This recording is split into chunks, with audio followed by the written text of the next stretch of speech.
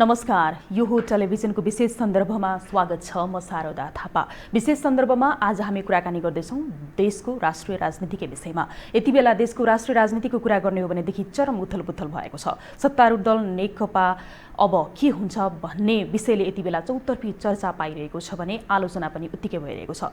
झन्डै 2/3 सरकार सम्हालिरहेको नेकपाको यति बेलाको स्थितिलाई सबैले नजिकबाट निहाल्न र बुझ्न खोजिरहनु भएको छ र जसलाई नजिकबाट थाहा पाउनको लागि यति बेला हामीले स्टुडियोमा विशेष सन्दर्भमा निम्ति आएका छौँ। नेकपाका सांसद जो सङ्खुवा सभाबाट निर्वाचित हुनुहुन्छ राजेन्द्र गौतम केन्द्रीय सदस्य पनि हुनुहुन्छ। हामी उहाँसँग कुराकानी गर्दैछौँ। यहाँलाई स्वागत छ विशेष सन्दर्भमा। धन्यवाद।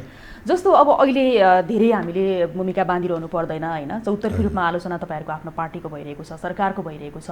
यो बीचमा चाहिँ झन्डै 2/3 सरकारलाई टिकाउन नसक्ने अवस्थामा नेकपा पुगेर नेपाली कांग्रेसको साथ खोज्न थालेको हो। अब मैले यसमा सत्यता देख्दिनँ, किनभने अहिलेको हाम्रो पार्टी नेकपाभित्र विवाद छन्। निश्चय वैचारिक विवादहरू छन्। केही सरकार सञ्चालन, पार्टी सञ्चालन या चाहिँ जिम्मेदारीहरू वहन गर्ने सन्दर्भमा एक र अर्काका केही सीमाहरू छन्। त्यो पार्टीको औपचारिक फोरमबाट नै निर्णय गरेर कार्यविभाजनको आधारमा नेतृत्वको कार्यविभाजन पनि भएको अवस्था छ। त्यसो भएको हुनाले अहिले यति ठुलो जनमत प्राप्त पार्टी र यति ठुलो संसदमा उपस्थित भएको पार्टीले नयाँ सत्ता साझेदारीको निम्ति नयाँ पार्टनर खोज्नुपर्ने कुनै आवश्यकता छैन। अब एउटा सन्दर्भमा भएको भेटवार्तालाई जोडेर अब प्रधानमन्त्रीजीले नयाँ सत्ता साझेदारी गर्दै हुनुहुन्छ भन्ने खालको जो विश्लेषण आएको छ, मैले त्यसमा सत्यता देख्दिनँ। खालि चाहिँ नेकपाभित्र विवाद छन् र विवादको समाधानको एउटा खास विधि प्रक्रिया बाट त्यो विवादलाई समाधान गर्ने दिशामा हामी अगाडि बढिरहँदाखेरि विवादले एउटा चरम उत्सर्ग लिएको छ। त्यो हामीलाई पनि अनुभूति छ कि आफ्नो दलको पार्टी अध्यक्ष प्रधानमन्त्री भएको अध्यक्षको विपक्षमा नै अर्को अध्यक्षले केही आरोप पत्रहरू चाहिँ दर्ज गरिसकेपछि स्वाभाविक हिसाबले त्यसका तरङ्गहरू नेपाली राजनीतिमा छन्। बहस भइरहेछन्, विश्लेषण भइरहेछन्, संश्लेषण भइरहेछन्। तर वास्तवमा ती कसरी समाधान हुन्छन् र त्यसको निकास के हो भन्ने विषयमा मैले अहिले बाहिरको जो विश्लेषणहरू आइरहेछ नि, त्यो विश्लेषणले खास पोयो समातेको मैले देखिरहेको छु। त्यसो हो भने जस्तो गोप्य रूपमा जसरी भारतका गुप्तचर संस्था रका प्रमुख सामन्त कुमार गोयल आएर प्रधानमन्त्रीज्यूलाई भेटेर जानुभयो, त्यसपछि मात्रै चाहिँ थाहा भयो। त्यसै गरी यति बेलाको यो समयमा गत शनिबार चाहिँ नेपाली कांग्रेसका सभापति पूर्व प्रधानमन्त्री शेरबहादुर देउवालाई प्रधानमन्त्री केपी शर्मा ओलीले भेटेको कुरा किन ढिला सार्वजनिक भयो? कुरा के भयो त्यहाँ? किन सार्वजनिक भएको छैन? अब अहिले तपाईँले सूचना संयन्त्र यति प्रभावकारी छ कि तपाईँले भारतीय गुप्तचर संस्थाका प्रमुख आएर प्रधानमन्त्रीलाई भेट्ने कुरा कुनै लुकाएर भेटेको कुरा है। तपाईँले सूचना पहिले नै सार्वजनिक थिए। प्रधानमन्त्रीलाई सम्बन्धित देशका प्रधानमन्त्रीको विशेष दूतको रूपमा आएर नेपालको प्रधानमन्त्रीलाई भेट्ने कुरा त्यति ठुलो यो उचाल्ने र बहस गर्ने विषय थिएन। तर एउटा प्रमुख कारण अहिलेको पार्टीको विवाद यो पनि बन्यो नि। हो, अहिले चाहिँ के छ भन्दाखेरि वास्तवमा यो भारत विरोधी एउटा के अरे सेन्टिमेन्ट बोकिरहेको नेपाली राजनीतिभित्र एउटा इस्यु बनाइयो। त्यो के अरे नबन्ने इस्यु बनाइयो भन्छु म। किनभने एउटा देशको प्रधानमन्त्रीले अर्को देशको प्रधानमन्त्रीलाई म विशेष दूत पठाउँछु र उहाँ मार्फत मैले मेरा कुराहरू पठाउँछु भनेर भेट्नु, त्यसलाई स्वाभाविक हिसाबमा भेट्नु पर्थ्यो। एउटा प्रसङ्ग चाहिँ के हो भन्दाखेरि एउटा राजनीतिक मान्छे विशेष दूत भएर आउने ठाउँमा अर्को कुनै संस्थाको प्रमुख किन आयो भन्ने विषय एउटा बहसको विषय हुन सक्छ। हैन, तर भेट्ने प्रक्रिया पनि विधि र विधान अनुरूप थियो होला। त्यसो हुनाले त्यो भेटको चाहिँ तपाईलाई भेटको बारेमा सूचना परराष्ट्र मन्त्रालयले पनि थाहा छ। तर थाहा छैन भनेर किन भन्छ परराष्ट्र मन्त्रालय? होइन, परराष्ट्र मन्त्रालय प्रराष्ट्र मन्त्रीजीकै नै ओपिनियन आइसक्यो नि। तर ओपिनियन त विपक्षमा आएन, मलाई जानकारी थिएन भनेर आएन, हामीलाई सूचना थियो भनेर आयो। त्यसो हुनाले त्यो विषय एउटा पार्टी विवादको एउटा धेरै श्रृङ्खलाहरूभित्र एउटा श्रृङ्खला त्यसलाई थपिएको मात्रै हो भन्ने लाग्छ मलाई। अब ठिक छ, त्यसै गरी त्यही श्रृङ्खलाबद्ध रूपमा चाहिँ फेरि पनि नेपाली काङ्ग्रेसका सभापतिलाई प्रधानमन्त्री केपी शर्मा ओलीले भेट गरेको कुरा 2 दिनपछि मात्रै थाहा भयो भन्ने कुराले पनि फेरि अर्को तरङ्ग उत्पन्न गरेको छ यहाँ। होइन, अब के छ भन्ने तपाईँले संवैधानिक हिसाबमा हाम्रा धेरै संवैधानिक पदहरू अहिले पनि खाली छन्, त्यस्ता आयोगहरू खाली छन्। संविधान यो प्रतिनिधि सभाको उपसभामुख जस्तो गरिमामय पद पनि खाली छ। यस्तो बेला संवैधानिक परिषदको सदस्य हुने हाम्रो संवैधानिक व्यवस्था, विपक्षी दलको नेता चाहिँ त्यसको संवैधानिक परिषदको सदस्य हुन्छ भनेपछि प्रधानमन्त्रीसँग यी यावत विषयमा विचार विमर्श गर्नका निम्ति सहयोगीका साथ बसेर उहाँहरूले छलफल गरिरहनु भएको छ। उहाँहरू आफै भनिरहनु भएको छ र यसलाई पनि लिएर के भनियो भने प्रधानमन्त्रीजी चाहिँ नयाँ सत्ता समीकरणको निम्ति प्रयास गरिरहनु भएको छ भन्ने हिसाबले पनि यसलाई गएर उचालियो। नेपाली छापामा त्यो विश्लेषण पनि हामीले सुनिरहेको छौँ कि मलाई त्यस्तो लाग्दैन कि अहिले सबभन्दा पहिले त तैँले नेकपा फुट्छ भन्ने ग्राउन्ड के छ, मैले यो कुरा बुझिरहेको छैन। र त्यसको चाहिँ के अरे भनौँ विकल्पमा सत्ता समीकरणको निम्ति विकल्पमा अर्को दलसँग नेकपाको कुनै नेताले गरेर भिक्षा माग्नुपर्ने परिस्थिति नै छैन। हामीले त्यसरी देख्छौँ। त्यसैले बहस गर्ने कुरा एउटा छ, यसलाई पनि विवादको अर्को एउटा इस्यु बनाइयो। त्यहाँ त्यो बहसको विषय नै होइन भन्छु म। बहसको विषय के हो भने नेकपाभित्र अहिले वैचारिक हिसाबमा, राजनीतिक हिसाबमा सरकार सञ्चालन, सरकार र पार्टीको रिलेसनको सन्दर्भमा, या पार्टीले सरकार कमान्ड गर्ने सन्दर्भमा, या सरकारले आम पार्टीको नीतिभित्र सरकार चल्ने सन्दर्भमा यस्ता यावत विषयहरूमा बहस बनाइएको छ। पार्टीभित्र खास बहस केमा भइरहेछ भन्दा प्रधानमन्त्रीको कुर्सीमा भइरहेछ, सत्ता केन्द्रित बहस भइरहेछ। पार्टीको सत्ता पनि कसले चलाउने, कसले कब्जा गर्ने र प्रधानमन्त्रीको कुर्सी पनि कसले कब्जा गर्ने, कसले चलाउने भन्ने विषयमा चाहिँ भएको छलफल चाहिँ अन्तर्निहित त्यसमा केन्द्रित भइरहेछ। त्यसो भएको हुनाले यी बाहिर देखाउने कुराहरू भनेका एडिसनल कुरा मात्रै हो। त्यसैले प्रधानमन्त्री केपी शर्मा ओलीले काङ्ग्रेसका सभापति शेरबहादुर देउवालाई भेट्नु भनेको स्वाभाविक हो र संवैधानिक नियुक्तिको छलफलको लागि मात्रै हो। त्यसलाई स्वाभाविक हिसाब यो यहाँले क्लियर गरिदिनु भयो। एकदम क्लियरै हो। यसमा अलमल गर्नुपर्ने, ओलीको सरकार बन्दैन। त्यसमा के अरे तपाईँ ढुक्क हुनुहुन्छ। पहिले त नेकपाको सरकार ढल्ने चाहिँ कुनै के अरे ग्राउन्ड हुनु पर्यो नि त। अनि सुन्नुहोस् न, यो ग्राउन्ड त यसरी सृजना तपाईँहरूको आफ्नै पार्टीबाट, आफ्नै अध्यक्षबाट भइरहेछ। त्यही मैले तपाईँलाई अघि के भने हाम्रो पार्टीभित्र मैले विवाद छैन भनेको भए त्यो अलग कुरा हुन्थ्यो। हाम्रो पार्टीभित्र विवाद छन्। विवादले मात्रै ग्राउन्ड दिँदैन नि। विवाद केमा छ भन्दाखेरि हामी त पार्टी महाधिवेशनमा गइरहेछौँ। हाम्रो पार्टीको सिद्धान्तको प्रश्नमा, पार्टीको राजनीतिको प्रश्नमा, पार्टीको कार्यक्रमको प्रश्नमा सबै चाहिँ के अरे भनौँ ट्रान्जिसनल छन्। हामीले त सम्झौता गरेर आएको दुईवटा पार्टीको बिचमा। अहिले हामीले यो मानौँ है, महाधिवेशन नभएसम्म जनताको बहुदलीय जनवाद थाती राखौँ है, 21औं शताब्दीको जनवाद थाती राखौँ है, माओवाद थाती राखौँ है भनेर हामी त एउटा कम्प्रोमाइजिङबाट आइरहेछौँ कि एउटा पार्टीको खास आधिकारिक फोरममा महाधिवेशनमा गएर मात्रै यो विषयहरूको छिनोफानो गर्ने छ भनेपछि त हाम्रो त सबै सङ्क्रमणकालीन व्यवस्थामा हामी आएको, सबै चिज तरल छ भनेपछि यो तरल अवस्थामा यो विषयमा बहस हुनु यसलाई स्वाभाविक रूपमा लिनुपर्दछ। धेरै मान्छेले यो पार्टी डिभिजन हुन्छ या कतिपयले त सरकार पनि नयाँ बनाएर या गठबन्धनको परिणाम चाहिँ गरी आङ्क लिएर बसेको देखिन्छ। तपाईँले हाम्रो पार्टी सञ्चालनको कार्यविधि नै सहमतिको आधारमा मात्रै तपाईँले देख्नुभयो नि त। एउटा पार्टीको अध्यक्षले अर्को पार्टीको अध्यक्षलाई चाहिँ के अरे भनौँ आरोपपत्रहरू, जुन आरोपपत्रहरू नप्रमाणित हुन सक्छन्, एकातिर एउटा प्रमाणित गर भन्ने आयो, अर्कोपट्टि एउटा फिर्ता लिए भनेर भन्ने आयो। कि त फिर्ता हुनु पऱ्यो कि त प्रमाणित हुनु पऱ्यो।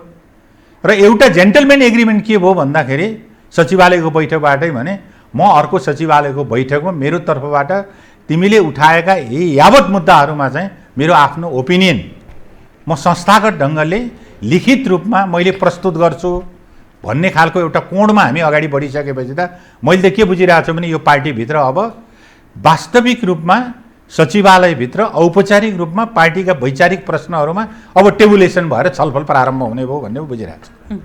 जस्तो अब यहाँले अब यो कुराहरू भन्दै जानु भइरहेछ होइन, म यहाँ फेरि आउँछु। जस्तो अब अहिले यहाँले जुन यो आरोपपत्रको कुरा गर्नुभयो नि, जस्तो कार्यकारी अध्यक्ष प्रचण्ड, पुष्पकमल दाहाल प्रचण्डले लगाएको जुन आरोपपत्र यहाँले भन्नुहुन्छ, जस्तो 19 पृष्ठ लामो प्रतिवेदन जुन चाहिँ पेश गर्नु भएको छ होइन, त्यो अब आफ्नै पार्टीको अध्यक्षले आफ्नै पार्टीको अध्यक्षलाई त्यसरी राष्ट्रघाती, देशद्रोही लगायतका शब्दहरू प्रयोग गरेर त्यसरी पत्र प्रस्तुत गर्नु कतिको चाहिँ अहिलेको यो समयमा ठिक हो र यहाँलाई कस्तो लाग्यो त्यो आफ्नै प्रधानमन्त्रीज्यूलाई आफ्नै अध्यक्षलाई यसरी चाहिँ आरोप पत्र भनेर यहाँले भन्नुहुन्छ लेखिरहँदा? ठिक हो, मेरा चाहिँ दुईटै पार्टीका आदरणीय अध्यक्षहरू हुन्, त्यही पार्टीको सेन्ट्रल कमिटीको मेम्बर हो म। अझ ओली निकट होइन, निकट त अब वैचारिक हिसाबमा कोही काहीँ नै निकट हुने नै भयो। ठिक छ, त्यसो भएको हुनाले मैले के भन्छु भन्दाखेरि हाम्रो पार्टीको आदरणीय अध्यक्ष केपी शर्मा ओली माथि, सम्माननीय प्रधानमन्त्री माथि अर्को अध्यक्ष पुष्पकमल दाहाल प्रचण्डले जो कुराहरू आरोपहरू उठाउनु, मैले आरोपै भन्छु त्यसलाई, ती तथ्यहीन छन् जसलाई के अरे हामीले यहाँले प्रमाणित गरेर देखाउनु सक्नुपर्छ नि त। ती प्रमाणित हुन नसक्ने आरोपहरू हुन्। त्यसको त उहाँले आगामी सचिवालयको बैठक या स्थायी कमिटीको बैठक या केन्द्रीय कमिटीको बैठकमा कि त ती प्रमाणित गर्नु पर्यो कि त ती फिर्ता लिनु पर्यो। त्यसमा अर्को जिज्ञासाको प्रतीक्षाको विषय चाहिँ के छ भने अब सम्माननीय प्रधानमन्त्री या अर्को अध्यक्षले आफ्नो पोलिटिकल रिपोर्ट कसरी दिनुहुन्छ? अहिलेको प्रचण्डजीको रिपोर्ट हेर्दा त्यो रिपोर्टै होइन, त्यो रिपोर्टको आफ्नो के अरे ढाँचामा पनि छैन, त्यो आफ्नो ढङ्गमा पनि छैन, पोलिटिकल कन्टेन्टमा पनि छैन। उहाँकै अघिल्ला रिपोर्टहरू हामी तुलना गरेर हेरौँ न। उहाँले केन्द्रीय कमिटीमा धेरै रिपोर्टहरू पेश गर्नुभएको छ, स्थायी समितिमा पेश गर्नुभएको छ। त्यो मैले भन्न खोजेको के छ भने एउटा आरोप पत्रको रूपमा नै प्रस्तुत भएको हुनाले त्यसलाई आरोप पत्र भने हो। त्यसै हुनाले मैले त के देख्दैछु भने अब अर्को पनि प्रतिवेदन आइसकेपछि त्यो पनि आरोप पत्रमा आउँछ कि प्रतिवेदनको रूपमा आउँछ त्यो पनि हेर्न बाँकी नै छ। त्यसैले मैले के देख्छु भन्दाखेरि अब मैले त के देख्छु भन्दाखेरि त्यो मोर पोलिटिकल आउनु पर्यो। त्यो व्यक्तिलाई आक्षेप लाउने अप्रमाणित कुरा गरेर सम्माननीय प्रधानमन्त्रीले त्यस्तो प्रतिवेदन दिनुहुन्छ भन्ने मलाई लाग्दैन। त्यो दिनु पनि हुँदैन, त्यो राजनीतिक रूपमा अपरिपक्व चाहिँ विषय हुन्छ। त्यसो भएको हुनाले उहाँको प्रतिवेदनले यी मुद्दाहरूलाई कसरी एड्रेस गर्छ, अहिलेको समकालीन नेपाली राजनीतिलाई कसरी सम्बोधन गर्छ, त्यो त प्रतीक्षाकै विषय हो। मैले पनि भन्न सक्दिनँ अहिले कसरी त्यो आउँछ। मेरो अपेक्षा चाहिँ त्यो यसरी आउनेछ कि त्यसले पोलिटिकल म्यासेजका साथ आउँछ, पोलिटिकल ओरिएन्टेसनका साथ आउनुपर्छ भन्ने कुरा हो मेरो। जस्तो आरोप प्रमाणित यदि भयो भने म पनि प्रधानमन्त्रीको कुर्सीमा बस्नु हुँदैन र बस्दिनँ पनि भनेर प्रधानमन्त्री केपी शर्मा ओलीले भनिसक्नु भएको छ होइन? त्यो आरोप चाहिँ यदि प्रमाणित भइदियो भने चाहिँ के हुन्छ होला? होइन, प्रमाणित भयो भने त उहाँले भनिसक्नु भएको छ नि त। त्यस्तो कुरा प्रमाणित भयो भने त म नै बस्न मिल्दैन, प्रधानमन्त्री पनि बस्न मिल्दैन, अध्यक्षमा पनि मिल्दैन भने त स्वयं व्यक्तिले जसलाई आरोप लगाएको थियो उहाँले नै भनिसकेपछि त्यसो मैले थप भन्नु नै परेन। त्यसैले आरोपहरू प्रमाणित भए भने चाहिँ आरोपहरू कति कमजोर छन् भन्ने कुरा त्यसबाट देखिन्छ। कतिपय तपाईँलाई कार्यशैलीगत कमजोरीहरू भएका थिए भने पनि त्यो पार्टी कमिटीभित्र बहसको विषय हुन्थ्यो शैलीगत हिसाबमा, या सरकार सञ्चालनको विषयमा कुनै त्रुटि भए पनि। तर यी समग्र विषयको बारेमा छलफल गरेर हाम्रो स्थायी समितिले, सचिवालयले कार्यदल बनाएर कार्यदलबाट चाहिँ स्थायी समितिमा गएर स्थायी समितिले युनानिमसली सर्वसम्मत एउटा चाहिँ हामीले चाहिँ जो निर्णय गरेर हामी आएका थियौँ।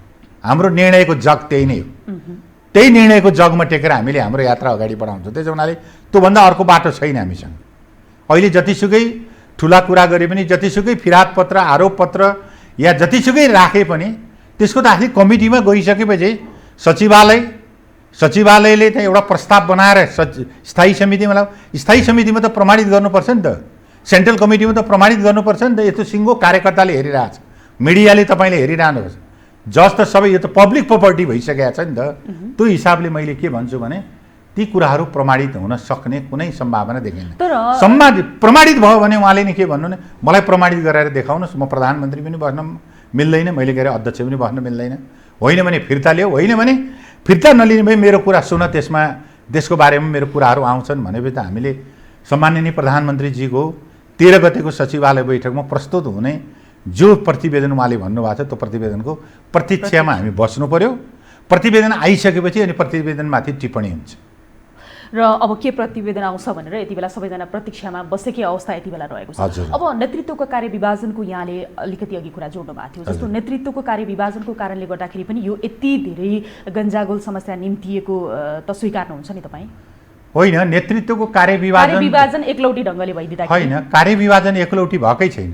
तपाईँले एकलौटी किन भएको छैन भन्दाखेरि हामीले त एउटा जहाजमा 2टा पाइलट बनाएको हो नि त, के बनाउनु हुँदैन थियो। हामीले बनाइसकेपछि हामीले के भन्यौँ भने अब हामीले आफ्नो आफ्नो एउटा परिभाषित काम गरौँ भन्दा एउटा अध्यक्षले कार्यकारी भूमिकासहित पार्टीको फङ्सन अगाडि बढाउने, एउटा अध्यक्षले चाहिँ सरकार चलाउने भनेपछि अब सबैको ध्यान चाहिँ के देखाइयो भन्दाखेरि पार्टीका दुवै अध्यक्षको ध्यान सरकारको कुर्सीमा छ।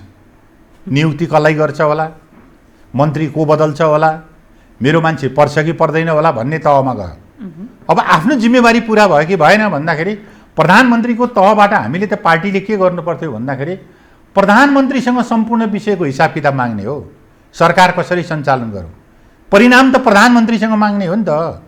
जब मैले प्रधानमन्त्री बनाउनु भयो, संसदीय दलको नेता छान्नु भयो, प्रधानमन्त्री बनाउनु भयो, सरकार चलाउन जिम्मा दिनुभयो भनेपछि त हरेक दिन फङ्सनमा चाहिँ हामीले गएर डिस्टर्ब गर्ने होइन नि त।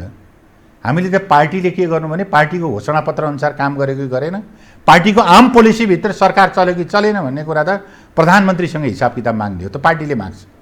तर अर्को पाटो हामीले सँगै के बोल्यौँ भन्दाखेरि पार्टीको कार्यकारी अध्यक्षको हैसियतले गर्नुपर्ने कामहरू थिए नि त। पार्टीको कतिपय साथीहरूले अहिले जिम्मेवारी पाइरहेका छैनन्, विभागहरू इन्कम्प्लिट भएका छन्, पार्टी सङ्गठित सदस्यता रिन्यू भएको छैन, जिल्ला अधिवेशन नभएका चाहिँ सबै जिल्लाहरू अधिवेशन भएका छैनन्, तल चाहिँ जनसङ्गठनहरूको एकता प्रक्रिया अगाडि बढेको छैन। त्यो पाटोतिर त काहीँ छलफलै भएन त। एउटा कार्यविधानको एउटा पाटोपट्टि त न मिडियाका साथीहरूको त्यहाँ ध्यान गएको छ, सबैको ध्यान मिडिया पनि, पार्टीका नेताहरू, वरिष्ठ नेताहरूको पनि ध्यान पार्टीको त प्रधानमन्त्रीको कुर्सी मात्रै गयो। त्यसै हुनाले कार्यविभाजन सुस्पष्ट दृष्टिकोणका साथ, उच्च चेतका साथ कार्यविभाजन हामीले दुवै अध्यक्षलाई यथेष्ट काम पुग्ने गरी, यथेष्ट जिम्मेवारी हुने गरी कार्यविभाजन गरिदिएछ। अझै कार्यविभाजनको प्रष्ट अनुभूति त्यहाँ दिएछ, लेखेर भनिएको छ तिमीले यो काम गर्ने, यो काम गर्ने, यो काम गर्ने। तर प्रधानमन्त्रीजीको मात्रै कामको चाहिँ समीक्षाको यता कुरा भइरहेछ, अर्को अध्यक्षले पार्टी सञ्चालन गरेर कहाँ पुर्याउनु भयो, त्यो चाहिँ कहीँ छलफल भएको छैन। त्यसो हुनाले यो विश्लेषण गर्ने कुरा पनि, निर्णय गर्ने कुरा पनि, समीक्षा गर्ने कुरा पनि त्यो चाहिँ सन्तुलित हुनु पर्यो दुवैतिर। यति मात्रै भने हो। प्रधानमन्त्रीजीले कमजोरी गर्नुभयो, प्रधानमन्त्रीको त्यसको समीक्षा होला, तर हाम्रो पनि त काम गरौँ भन्ने त्यसको पनि त समीक्षा हुनु पर्यो भन्ने मात्रै कुरा हो। पक्कै पनि हुन्छ। र यो प्रधानमन्त्रीकै कुर्सीको कुरा गर्दाखेरि यदि दुई अध्यक्षले आधा समय यो प्रधानमन्त्रीको कुर्सीमा बसेर बिताउनको लागि यो वातावरण मिलिदिएको भए सायद यो समस्या आउँदैन थियो होला नि, यो पनि तपाईँलाई लाग्छ? होइन, त्यो त अब उहाँहरूकै समझदारीमा उहाँहरूले बनाएको कुरा, हामीले बनाएको होइन। उहाँहरूले पहिले हामीले यो चाहिँ 50-50% 50-50% हामीले गऱ्यौँ भन्नुभयो, पछि आएर फेरि के भन्नु भने एउटाले अध्यक्ष चलाउने, एउटाले पुरा काल 5 वर्षसम्म चाहिँ के अरे ओलीजीले नि प्रधानमन्त्री चलाउनुहुन्छ भनेर भन्नुभयो। भनेपछि त यसमा त अर्को कोही साँची नै छैन। उहाँहरूले भन्नुभयो, थाई कमिटीले साँची बस्थ्यो, अन्तर्पार्टी निर्देशन 4-5 जारी भएको छ, स्थायी कमिटीका सदस्य सबै ताली सोर्केर उठ्नुभयो, फेरि 2-3 महिना भयो, फेरि गएर मान्छे पिउजेर कहाँ हुन्छ भन्ने थहको कुराहरू भएको छन्। त्यसैले मैले के भन्छु एक शब्दमा भन्दाखेरि कि यो वास्तवमा सबैको ध्यान सत्ता केन्द्रित बहस मात्रै भयो। बहस हुनुपर्ने कुरा के थियो भन्दाखेरि यत्रो देश अहिले चाहिँ कोभिड-19बाट मर्मात छ, यसको म्यानेज कसरी गर्ने होला, हामीले चाहिँ भनेको चाहिँ समाजको रूपान्तरण परिवर्तन भनेका छौँ, त्यसको कार्यक्रम के होला, हामीले हाम्रो म्यानिफेस्टोमा संविधानमै लेख्यौँ कि समाजवादका आधार तयार गर्ने भनेर, त्यस्तो कार्यक्रम के होला भनेर बहस गर्नुपर्ने ठाउँमा हामी बहस केमा गर्दैछौँ भने तैँले कति दिन खाने र मैले कति दिन खाने भन्नेमा हामी बहस गर्दैछौँ। त्यो दुर्भाग्य हो। त्यसै हुनाले मैले पहिलो कुरा त के छ भने पार्टीले बहस गरेर, छलफल गरेर, निष्कर्षका आधारमा, निर्णयका आधारमा जे जिम्मेवारी दिएको हो पहिले आफ्नो आफ्नो जिम्मेवारी पुरा गर्नु पर्यो। त्यो आफ्नो आफ्नो जिम्मेवारी ममा भन्नु पर्यो, कहाँ हामी काम गर्दैछौँ, हाम्रो ध्यान कहाँ छ, त्यो चाहिँ ध्यान दिइरहेको देखिँदैन। त्यसो भन्नाले अब त्यो दिशातर्फ हामी जाउँ र खालि प्रधानमन्त्रीको कुर्सीमा मात्रै जाने खालको यो कुरा चाहिँ त्यति राम्रो भएन भन्ने कुरा मात्रै हो हाम्रो। तर प्रधानमन्त्री केपी शर्मा ओलीले पनि त मैले यति बेलाको समयमा राजीनामा दिनु हुँदैन, देश बर्बाद हुन्छ भनेर उहाँले पनि आफ्नै कुर्सीको बचाउ मात्रै गरिरहनु भएको छ नि त। अनि जस्तो अब अहिलेको यो एकदमै महामारीको समय, एकदमै कठिन समयमा हामीले जीवन गुजारिरहँदाखेरि यो यस्तो कुराहरूले गर्दाखेरि चाहिँ यही जुन झन्डै 2/3 सरकारले आम नेपालीहरूलाई किन निराशा बनाइरहेको छ त? अब यसलाई तपाईँले चाहिँ कोभिड-19 को ट्रिटमेन्टको तयारी, त्यसको परिणाम, त्यसको रिजल्ट तपाईँले सार्क रिजनमै तुलना गरेर हेर्दा भइगयो नि हामी नेपाल कुन ठाउँमा छौँ। म त्यसमै धेरै चर्चा गर्न चाहन्न, किनभने त्यसका धेरै स्टेटमेन्टहरू बाहिर आइरहेछ। त्यसलाई तुलना गरेर हेर्नु पर्यो। तपाईँको सामर्थ्यको कुरा पनि गर्नु पर्यो। तपाईँको सामर्थ्य के हो, राज्यको सामर्थ्य के हो, सामर्थ्य अनुसारको हाम्रो भूमिका भयो कि भएन, रिजल्ट दिएका छैनौँ भन्दा त कसलाई तुलना गरेर हेर्ने त भन्दाखेरि तपाईँले सार्क रिजनमा तुलना गरेर हेर्नु, म त्यो विषयमा त्यति मात्रै भन्छु। अब जहाँसम्म कुरा छ कि भन्दाखेरि कि सरकारले अपेक्षित रिजल्ट दिएन भन्ने कुरा त हामी नै भनिरहेछौँ नि। हामीले जो अपेक्षा गरेका थियौँ, जनमत हामीले प्राप्त गर्दाखेरि यसको आमूल रूपान्तरण परिवर्तनको प्रतिफल नेपाली जनताले पाउने गरी हामीले के काम गर्छौँ, कुन कुन साइडमा कुन कुन क्षेत्रमा भन्ने हाम्रो जुन खालको कमिटमेन्ट थियो, हामीले अपेक्षित कमिटमेन्ट चाहिँ हामीले दिन सकेनौँ। तर सरकारले केही पनि गरेन होइन, सरकारले धेरै राम्रा कामका थालनीहरू गरेको छ। त्यो कामलाई हामीले नजरअन्दाज गर्न मिल्दैन भन्ने कुरा हो हाम्रो। त्यसो भएको हुनाले अब यो चिजलाई टोटल बिर्सेर अर्को आउने प्रधानमन्त्रीले चाहिँ उथलपुथल गर्छ, या चाहिँ के अरे भनौँ यसले अब प्रधानमन्त्रीजीले चाहिँ मैले राजीनामा दिनु हुँदैन भन्नु, प्रधानमन्त्री केपी शर्मा ओलीजीले राजीनामा दिएर या प्रधानमन्त्रीलाई हटाएर चाहिँ अर्को आउने सरकार को हो, कसको नेतृत्वमा सरकार बन्छ, त्यसले कस्तो खालको अस्थिरता सृजना गर्छ। हामीले स्थायित्वको कुरा गरेका हौँ, शान्तिको कुरा गरेका हौँ, परिवर्तनको कुरा गरेका हौँ भने अहिले सरकारको सहमति आधारमा सञ्चालन हुनुपर्ने पार्टी र सरकारको विकल्पमा समीकरण पुर्याएर समीकरणको आधारमा हामीले निष्कर्ष गर्न थाल्यौँ भने मुलुकमा अस्थिरता उत्पन्न हुन्छ भनेर भने हौँ। त्यो त भएपछि त भइ त हाल्छ। अब ठिक छ नि, अब जस्तो प्रधानमन्त्रीज्यूको कुरा गर्ने हो भने आज ताप्लेजुङमा पुगेर पनि सरकारले एकदमै राम्रो काम गरिरहेको छ, राम्रो काम गर्दा गर्दै पनि सरकार ढाल्न खोजियो भनेर उहाँले आफै बोल्नु भएको छ आज मात्रै होइन। सरकारले के राम्रो काम गरेको छ अनि सरकार ढाल्न चाहिँ कसले खोजेको हो त? होइन, तपाईँले पार्टीभित्रको यत्रो असहयोग तपाईँले आफ्नो आन्तरिक जीवनमै बताइरहनु भएको छ नि त। प्रधानमन्त्रीले मलाई एटलिस्ट लाग्छ के अरे भने सरकार सञ्चालन गरेको 2 वर्षपछि, अस्ति गत चाहिँ के अरे भनौँ फागुन 3 गते 2 वर्ष पुगेर 3 वर्ष लाग्यो। त्यस पछाडि सरकारका हर पाइलाहरूमा अवरोधहरू छ। एकातिर सरकारको हातखुट्टा बाँध्ने, प्रधानमन्त्रीको हातखुट्टा बाँध्ने र अनि सरकारले केही गरेन, सरकार गर भनियो भने त्यसले रिजल्ट दिँदैन। तपाईँले कुन प्रक्रियाबाट हेर्नुहुन्छ? तपाईँले चाहे चाहिँ के अरे भनौँ अन्तर्राष्ट्रिय सम्बन्धको हिसाबमा हेर्नुहुन्छ, या कनेक्टिभिटीको हिसाबमा हेर्नुहुन्छ, या संविधान कार्यान्वयनको हिसाबले हेर्नुहुन्छ, या कुन हिसाबले हेर्नुहुन्छ? सरकारले पोजिटिभ हिसाबले केही सकारात्मक महत्त्वपूर्ण कामहरू गरेको छ, त्यो तथ्यहरूले नै भन्छ। तपाईँले चाहिँ के अरे भनौँ डे टु डे फङ्सनको हिसाबमा हेर्नुहुन्छ भने तपाईँले स्वास्थ्य क्षेत्रमा के गर्यो, शिक्षाको क्षेत्रमा के गर्यो, या चाहिँ पूर्वाधारको क्षेत्रमा के गर्यो, त्यसका धेरै तथ्याङ्कहरू हामी दिन सकिन्छ। तर मैले के भन्छु भन्दाखेरि सरकार जुन ग्राउन्डमा यो सरकार बनेको थियो, जुन अवस्थामा, त्यो सरकारले यो 2 वर्ष पुरा गरेको अवधिभित्र उसले आफ्नै समीक्षा गरेको छ। उसको थाई कमिटीले समीक्षा गरेर भन्छ एकातिर सरकारले यी राम्रा काम गरेको छ, अनि उसको केन्द्रीय कमिटीमै दुईटै अध्यक्षले प्रतिवेदन दिएर भन्नुहुन्छ कि हामीले यस्ता यस्ता राम्रा कामहरू गरेका छौँ। अनि त्यही मिटिङ सकिएर सर्कुलर जारी गरेर तल पुगेका छैन, सरकारले कहाँ गऱ्यो, कहाँ हुन्छ, हामीले नसोधेर गर्न मिल्छ भने सम्माननीय प्रधानमन्त्री केपी शर्मा ओलीलाई पार्टीबाट अलग गरेर हेर्न मिल्दैन। उहाँ पार्टीको अध्यक्ष पनि हो, त्यसैले पार्टीवाला भनेको हामी अमुक अमुक व्यक्ति हौँ, ऊ चाहिँ प्रधानमन्त्री मात्रै हो भन्ने हिसाबले विश्लेषण गरियो भने पनि त्यो एउटा गरे जटिलताहरू उत्पन्न भएको मैले देख्दछु। त्यसो भएको हुनाले मैले अघि पनि भने तपाईँले 2टा कुरा मैले बडा इमान्दारीपूर्वक कि अपेक्षित परिणाम चाहिँ हामीले प्राप्त गर्न सकेका छौँ। त्यसका 2टा कारण छन्। एउटा कारण चाहिँ पार्टीको आन्तरिक एकतामा समस्याहरू उत्पन्न भयो, तपाईँले देख्नुभयो आन्तरिक एकतामा समस्या उत्पन्न भयो।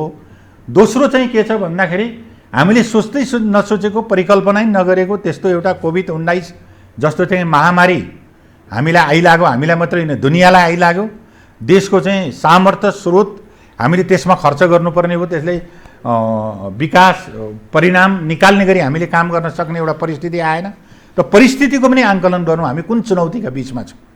अर्को त्यो व्यक्ति जसलाई हामीले यहाँ प्रोजेक्सन गऱ्यौँ भने त्यसले चाहिँ यी सम्पूर्ण चिजहरूलाई चाहिँ कसरी म्यानेज गर्छ भन्ने त्यसको विकल्प के हो त? हामीले त्यस कारणले के भन्यौँ भने अहिले यो सरकारको विकल्प खोज्नु हुँदैन, विकल्प छैन, र यसलाई विकल्प खोज्यो भने मुलुकमा अस्थिरता उत्पन्न हुन्छ भन्ने कुरा हामीले भनेको हौँ। त्यसकै जगमा चाहिँ उहाँले विश्लेषण गर्ने कुरामा उहाँले चाहिँ यो कुरा भन्नुभएको होला। यो सरकारलाई चाहिँ यस्तो असहयोग छ भनेर भन्न सक्नुभएको हो। अर्को मैले कुरा ताप्लेजुङको टेक्स्ट चाहिँ मैले अहिले भर्खर पढिसकेको मैले छैन। यहाँलाई सुनाएँ। अब जस्तो जुन आन्तरिक एकतामा समस्या अन्तरसङ्घर्ष यहाँहरूको पार्टीभित्र छँदै छ होइन, अब यही बिचमा प्रचण्ड माधव समूहको एउटा पक्ष रहेर चाहिँ दिन प्रतिदिन विभिन्न खालको एक्टिभिटिजहरू पनि भइरहेको छ। यही बिचमा चाहिँ सचिवालयको कुरा गर्ने हो भनेदेखि अल्पमतमा हुनुहुन्छ प्रधानमन्त्री तथा पार्टी अध्यक्ष केपी शर्मा ओली होइन। यदि प्रचण्ड नेपाल पक्षले केन्द्रीय कमिटी वा सचिवालयमा चाहिँ बहुमतबाट पार्टी अध्यक्ष केपी शर्मा ओलीलाई हटाइयो भने के हुन्छ होला? अब तपाईँले के बुझ्नु पर्यो भन्ने म आग्रह गर्छु भने प्रधानमन्त्री चाहिँ सचिवालय हटाएर प्रधानमन्त्री हट्दैन। त्यसको संवैधानिक पार्टी अध्यक्ष पनि हटाउनु मिल्दैन। न अहिले तपाईँले, म एउटा तपाईँलाई प्रश्न के भन्छु भने अहिले हाम्रो विधान, हाम्रो एकताको प्रक्रियाको स्पिड, लेटर अफ स्पिड जे हो, त्यहाँ पार्टी अध्यक्षमा न तपाईँले प्रचण्डलाई हटाउन सक्नुहुन्छ न केपी ओलीलाई हटाउन सक्नुहुन्छ। अब विधि नै त्यही गर्नुभएको छ। यहाँ केपीलाई चाहिँ हटाउनुहुन्न, प्रचण्डलाई हटाउनुपर्छ भने होइन, दुवै अध्यक्षलाई हटाउन सक्नुहुन्न तपाईँको अहिलेको विद्यमान व्यवस्थाले। त्यसो भएको हुनाले तपाईँले एउटा एजेन्डा लिएर आउँदा त दुईटा पार्टी अध्यक्षको सहमतिमा, महासचिवको उपस्थितिमा पार्टीमा बैठक बोलाउने कुरा पनि सहमतिबाट बैठक बोलाउने व्यवस्था छ, कानुनी व्यवस्था। अनि एजेन्डा ल्याउने कुरामा पनि त्यस्तो व्यवस्था छ, हाम्रो संवैधानिक व्यवस्था। त्यसैले हटाए भने भनेर परिकल्पना हटाउन सक्ने भने अस्ति नै हटाइहाल्थ्यो नि बहुमतको आधारमा। त्यसैले तपाईँले चाहिँ सचिवालयले यो गर्यो भने, थाई कमिटीले के गर्यो भने, केन्द्रीय कमिटीले के गर्यो भनेर त्यसको भविष्यवाणी, हाइपोथेटिकली भविष्यवाणी गर्नु त्यति उचित हुँदैन।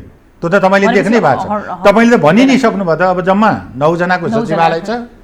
अब चाहिँ के अरे भनौँ 5 जना सचिवालयको सदस्यले हाम्रो चाहिँ यसमा सहमति छ भनेपछि त अल्पमत बहुमतको आधारमा त हटिसक्यो त। त्यसो भने त तर पार्टी विधानले अध्यक्ष त्यसरी बनाउन र हटाउन मिल्छ कि मिल्दैन भन्दाखेरि हटाउन मिल्दैन। नभएदेखि चाहिँ के अरे भनौँ सम्माननीय प्रधानमन्त्री प्रथम अध्यक्ष केपी ओलीलाई निवेदन हालेर बैठक बोलायो भनेर किन भन्नु पर्यो? त्यसमा केही होला नि त बेरियरहरू। त्यसो हुनाले के छ भन्दाखेरि मैले भनेको यो कुरा, न प्रचण्डलाई हटाउन सक्नुहुन्छ न तपाईँले चाहिँ के अरे भने केपी ओलीलाई हटाउनुहुन्छ। उहाँहरू त पूर्व समूहको अध्यक्ष भएको हुनाले एकता प्रक्रियाबाट अध्यक्षमै जोडिएर आउनु भएको हो। नयाँ मान्छे अध्यक्ष थप्न सक्नुहुन्छ, अरू नेता तपाईँले थप्न सक्नुहुन्छ, तर उनीहरूलाई महाधिवेशन नभएसम्म हटाउन सक्नुहुन्न तपाईँले। यस्तो संवैधानिक व्यवस्था छ। त्यसैले यहाँ मैले अघि भने नि यो सहमतीय प्रणालीलाई त्यो चाहिँ के छ भने अब देखिन्छ के भने सरकारलाई ठिक ढङ्गले सञ्चालन हुन नदिने, सरकार चाहिँ के अरे भने हात धोएर आफै राजीनामा गरेर भागोस् भन्ने तहको चाहिँ यो गतिविधि भएको देखिन्छ। त्यसो हुनाले सरकार यसरी सचिँदैन। सरकार सच्याउने अर्कै विधि छ। सरकार सच्याउने भने त पार्टी कमिटीले के भन्नु पर्यो भने सरकारले कुन कुन इस्युमा के कमजोरीहरू गर्यो, विदेश मामलामा के कमजोरी गर्यो, या राज्य सञ्चालनमा के कमजोरी गर्यो, या घोषणापत्र तपाईँले जारी गरेकोमा के चाहिँ पार्टी नीतिलाई कहाँनिर उल्लङ्घन गर्यो भन्ने विषय तपाईँले 1, 2, 3 पढेर क्याटेगोरिकल्ली ती इस्युहरूलाई तपाईँले समातेर लिएर जानुभयो भने पार्टी कमिटीभित्र त्यो छलफलको बहसको विषय हुन्छ। त्यसपछि पार्टीले एउटा निर्णय गरेर चाहिँ उहाँलाई फिर्ता बोलाउन सक्छ। संवैधानिक व्यवस्था त्यो हो। संसदीय दलमा जान सक्छ, त्यो संवैधानिक व्यवस्था त्यो हो। जहाँबाट बनेर आयो त्यहाँबाट मात्रै प्रधानमन्त्री हट्छ, त्यो हिसाबले जान सक्छ। त त्यो मैले किन देख्दिनँ भन्दाखेरि आउने प्रधानमन्त्री, कमिङ प्रधानमन्त्रीले पनि त फेरि यही बेहोराको चाहिँ के अरे भनौँ यही कथावस्तुबाट छिर्नुपर्छ उसले पनि। त्यसैले यो जटिलताहरू छन्।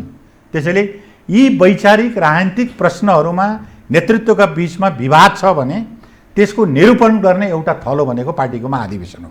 त्यहाँ जानु पर्यो पहिले। त्यो महाधिवेशनबाट किन भाग्ने भने सारा कार्यकर्ताले महाधिवेशन मागिरहेछ।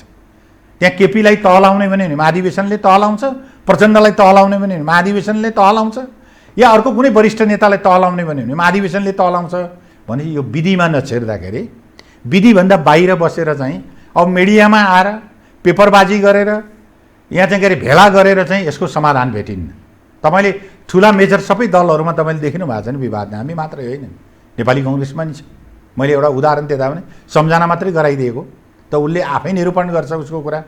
तर के छ भने कुनै पनि विवाद उठिसकेपछि त्यसको निरूपण गर्ने एउटा पार्टीको विधि र प्रक्रिया छ। त्यो विधि र प्रक्रियाबाट मात्रै सम्भव छ। अरू ठाउँबाट सम्भव छैन। अब 13 गतेको लागि बैठक बोलाइएको छ हजुर। हैन। अब नेकपा एक हुने सम्भावना धेरै छ कि फुट्ने सम्भावना धेरै छ भन्ने कुरामा नै यति बेला सबैजना अलमलीको अवस्था छ। होइन, अलमली जसले चाहिँ विश्वास गरेर जनमत दिएर पठाउनु भएको छ उहाँहरूलाई सबैभन्दा बढी चासो र चिन्ता छ, के हुन्छ? नेकपा फुट्नुपर्ने कुनै कारण छैन। तपाईँले सुरुवातदेखि भनिरहनु भएको छ कुनै कारण छैन। म चाहिँ के अरे भनौँ कारण छैन होइन, म त एकदम उच्च राजनीतिक चेतका आधारमा भन्छु कि नेकपाभित्र अहिले बहस छ, वैचारिक बहस छ, पार्टीभित्र दुई लाइनको सङ्घर्ष छ, जसलाई हामीले अन्तर्पार्टी सङ्घर्ष भन्छौँ। ती विषयहरू सूचीकृत हुन्छन्। के विषयमा हाम्रो वैचारिक सङ्घर्ष भएको त्यो सूचीकृत हुन्छन्। सूचीकृत भएका विषयहरूलाई सचिवालयले थाई कमिटीमा लान्छ। थाई कमिटीमा फेरि बहस हुन्छ र थाई कमिटीमा बहस भइसकेपछि पार्टी हित अनुकूलका इस्युहरूलाई पार्टीले त्यसलाई सूचीकृत गर्छ र त्यसमा फेरि लामो छलफल भइसकेपछि मैले एउटा टास्क फोर्स बनेर या दुवै अध्यक्षले एउटा एकीकृत प्रतिवेदन ल्याएर अनि त्यो पार्टी केन्द्रीय कमिटीमा जान्छ। पार्टीको चाहिँ के अरे भनौँ महाधिवेशनको एउटा कार्यसूची पनि सार्वजनिक हुन्छ र यी सबै बहस विवादहरू चाहिँ यो पार्टीको सिद्धान्त, नीति, विचार, दृष्टिकोणसम्म बाँधिएर यिनी चाहिँ महाधिवेशनमा जान्छन्। अब महाधिवेशनमा राष्ट्रिय रूपमा आउने कार्यकर्ताहरूको जो जमात छ, कार्यकर्ताहरूको जो चाहिँ के अरे भनौँ प्रशिक्षित जमात छ, त्यसले चाहिँ जे फैसला गर्छ त्यसलाई मानेर जाने हो। अनि त्यसमा फुट्नुपर्ने कारण नै देखिँदैन। सबैजना मान्न तयार हुन्छ र मान्न त नतारे उपाय नै छैन। महाधिवेशनको रङ्गमञ्चको म्यान्डेटलाई मानेन भने त छोडेर हिँड्ने कुरा हो। छोडेर हिँड्न त जोसुकै पनि त जहिले पनि छ नि। मैले मान्दिनँ, म छोडेर हिँड्ने भन्दा त कसलाई चाबी लाएर राख्न सकिँदैन यो विचारी कुरामा। जस्तो अब अहिलेको यो सन्दर्भमा जस्तो यहाँले अघि पनि भन्नुभयो प्रधानमन्त्री या सरकारले राम्रो काम गरिरहेको थियो तर अब हात बाँध्दै खुट्टा बाँध्दै काम भइरह्यो भनेर होइन। अब यो बिचमा चाहिँ छ नि यो प्रचण्ड जो कार्यकारी अध्यक्ष हुनुहुन्छ होइन, उहाँले एकदमै संविधान विरोधी र भ्रष्ट सरकार हो यो भनेर आफैले भनिरहनु भएको छ। उहाँले भने जस्तै हो यो सरकार? होइन, सरकार उहाँले प्रमाणित गर्नुपर्छ। त उहाँले लाएको आक्षेप हो, मैले लाएको आक्षेप होइन। उहाँ व्यक्तिले मात्रै लगाएको भन्दा नि आम जनताहरूले पनि त्यही महसुस गरिरहेको छ। होइन, आम जनताले लाउन नि त एउटा पार्टीमा सबभन्दा ठुलो त घरभित्र आन्तरिक रूपमा यति ठुलो बहस भएपछि बहसको पक्ष र विपक्षमा जनमत विभाजित नै हुने।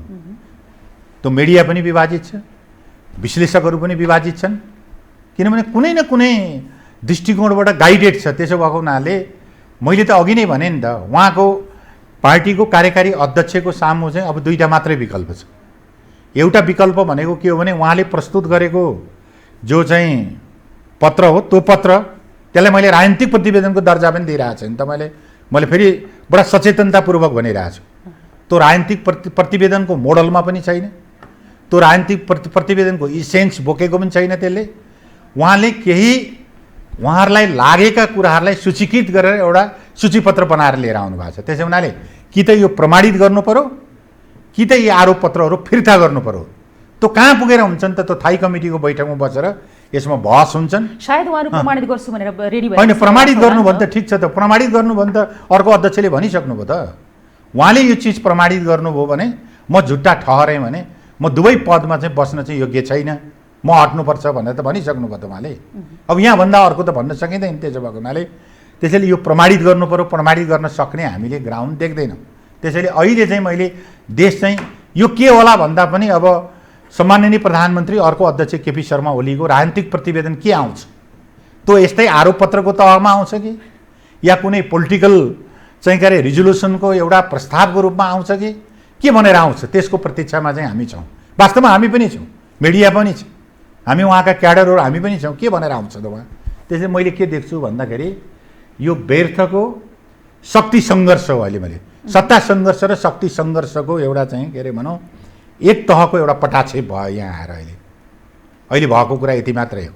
जस्तो शक्ति सङ्घर्षकै कुरा गर्दाखेरि नि अब अहिले के देखिएको छ भन्दाखेरि म चाहिँ स्थायी हुनु पर्यो तर मेरो मान्छे र मेरो गुट स्थायी हुनु पर्यो, अरू जेसुकै होस् भनेर एकरो तरिकाले दुवै पक्ष भनौँ न अगाडि बढेको कारणले नै यो भइरहेको होइन त? यहाँले भन्नुभएको त्यही गुटहरू कहिल्यै पनि पार्टीमा स्थायी हुँदैन।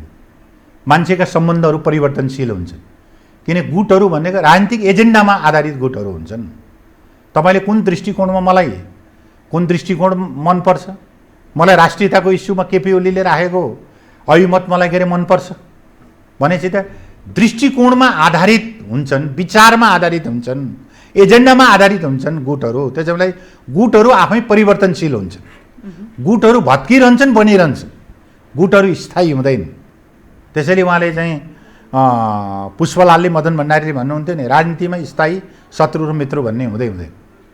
यी परिवर्तनशीलहरू हुन्छ, सम्बन्धहरू परिवर्तनशीलहरू हुन्छ। त्यसैले अब गुटहरू स्थायी हुन्छन्। यो गुटले उसलाई आज यो गुटमा भएको मान्छे एजेन्डागत हिसाबमा भोलि अर्को ठाउँमा हुन्छ नि त। सुन्नुहोस् न, अब एजेन्डा केमा मिलिने त? जस्तो अब मिलेर जाउँ, अब देशलाई केही गरौँ भनेर मिलेको, एकता गरेको, यो केही समय नपुग्दै भनौँ न, अझ 3 वर्षकै यो बिचमा चाहिँ दुई अध्यक्ष द्वय केपी ओली र प्रचण्ड बिचको जुन यो यस्तो टकराव, यस्तो मनमुटाव चाहिँ केमा भयो होला? त्यही त मैले भन्दैछु तपाईँलाई, राजनीतिक एजेन्डामा छलफलै भएन भनेको। किन भएन भनेको? कार्यक्रममै छलफल नै भएन। छलफल केमा भयो? तपाईँले अघि बनाए नि त, समाजवादका आधार तयार गर्ने भनेर तपाईँले संविधान लेखेर लिएर आउनुभयो, तपाईँले घोषणापत्रमा पनि भन्नुभयो। तर समाजवादका आधारहरू तयार गर्ने कार्यक्रम के हुनुपर्छ, यो सरकारले कस्तो कार्यक्रम बनाउनुपर्छ भनेर पार्टीले अफिसियल्ली आफ्नो कुरा पनि भन्न सकेन।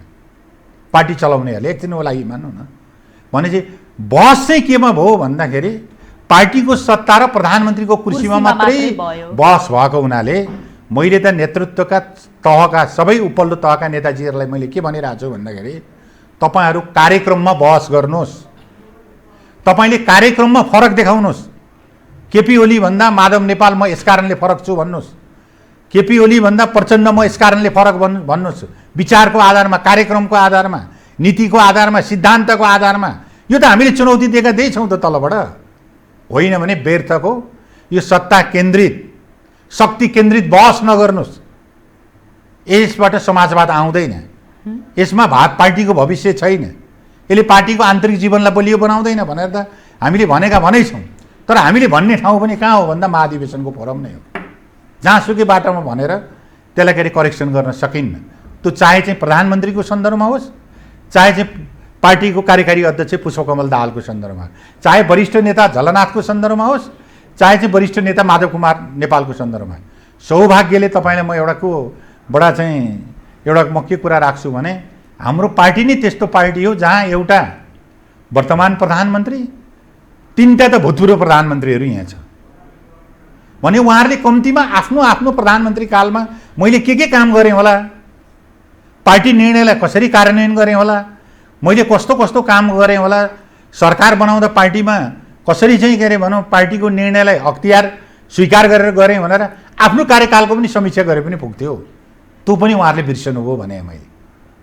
अर्को चाहिँ त सौभाग्य हामीलाई के छ भने हाम्रो पार्टीका सचिवालयको जस्तो ऱ्याङ्क एन्ड फाइल छ नि 9 जनाको 2 जना बाहेक, ईश्वर पोखरेल र विष्णु पौडेल बाहेक अरू 7 जना एउटा एउटा पार्टीको प्रमुख भएर आएका मान्छे छ।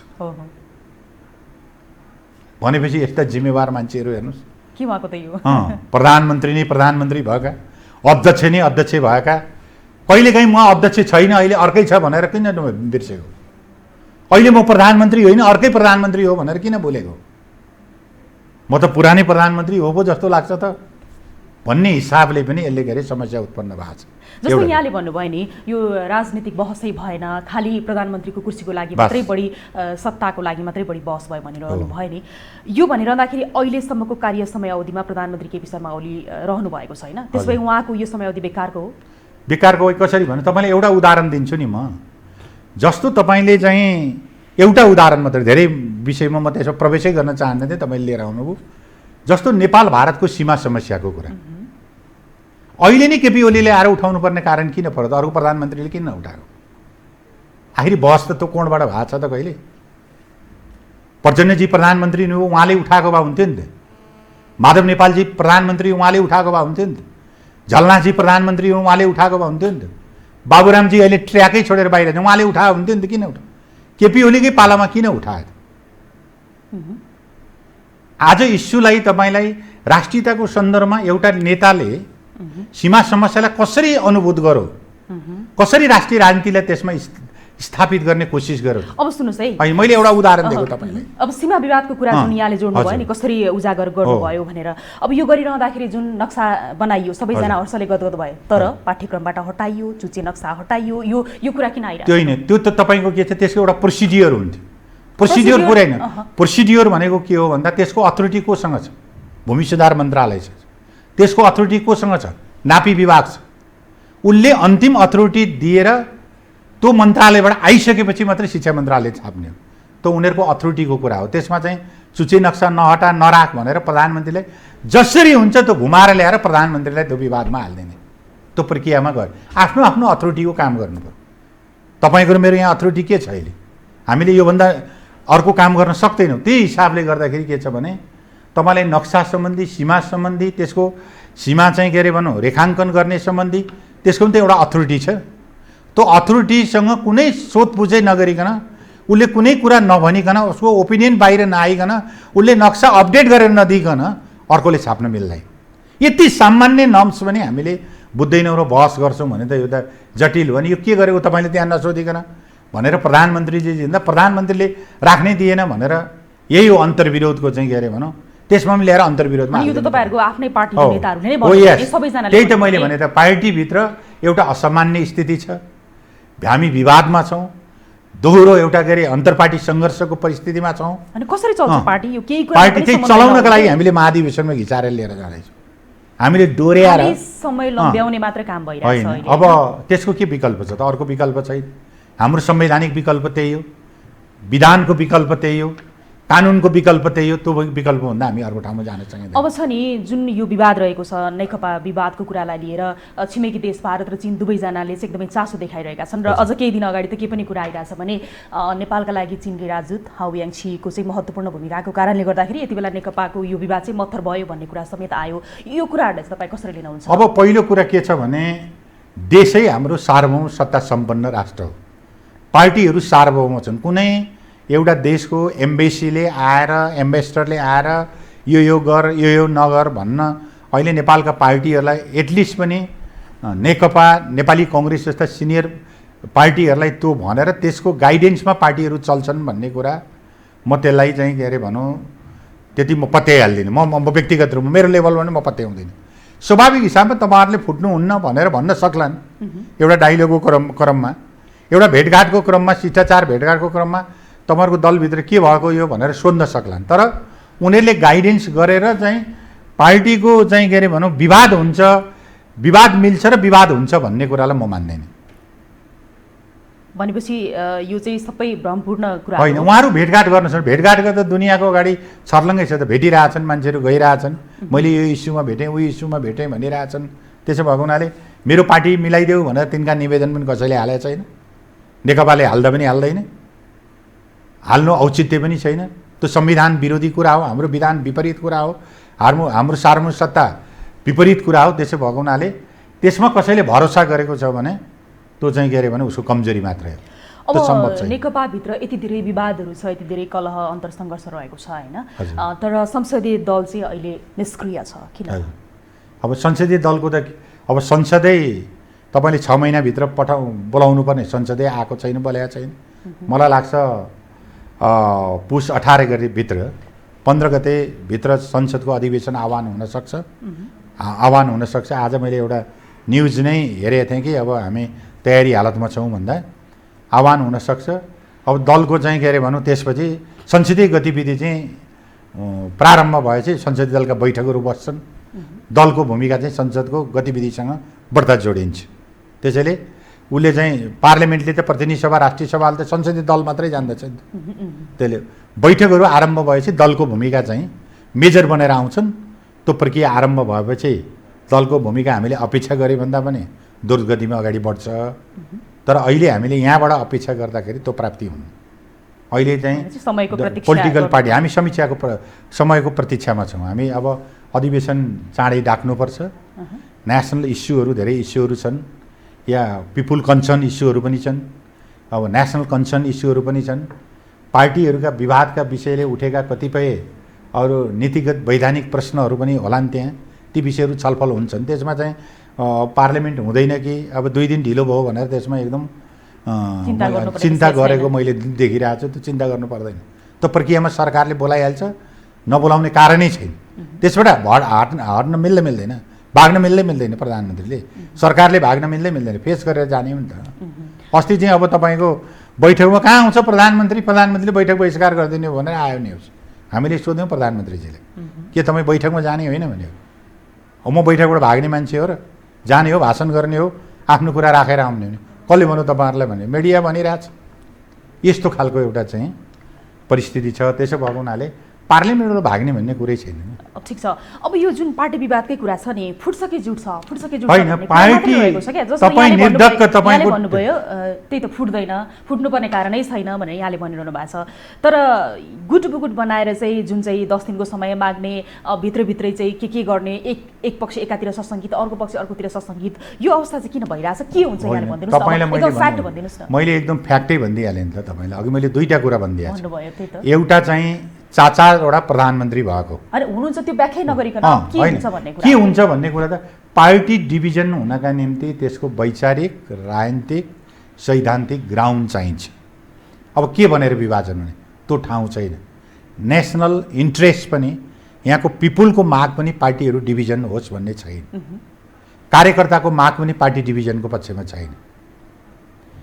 कसैले छोडिदिएर हिँड्थ्यो भन्ने मान्छेको परिकल्पना होला। मान्छे त्यो चाहिँ परिकल्पना चाहिँ देख्छु मैले, यसो राति सपना देखेँ जस्तो। छोडेर कोही हिँड्दैन, किनभने तपाईँले यो पार्टी डिभिजन भयो भने भावी प्रधानमन्त्रीमा लाइनमा लागेका मान्छेहरू उनीहरूको प्रधानमन्त्री हुने बाटो बन्द हुन्छ, राष्ट्रपति हुने बाटो बन्द हुन्छ। त्यसो हुनाले मैले भने नि पार्टी फुट्ने मैले कुनै गुन्जाइस देख्दिनँ।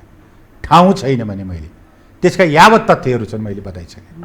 अर्को एउटा कुरा चाहिँ जस्तो अहिले यो जुन विवादले गर्दाखेरि तल्लो तहमा समूह छुटिरहेछ क्या, स्थानीय स्तरसम्म, जस्तो कार्यकर्ता बीच कुटाकुट हुने, नाराबाजी गर्ने एक पक्षको नेताले अर्को पक्षको नेताहरूलाई।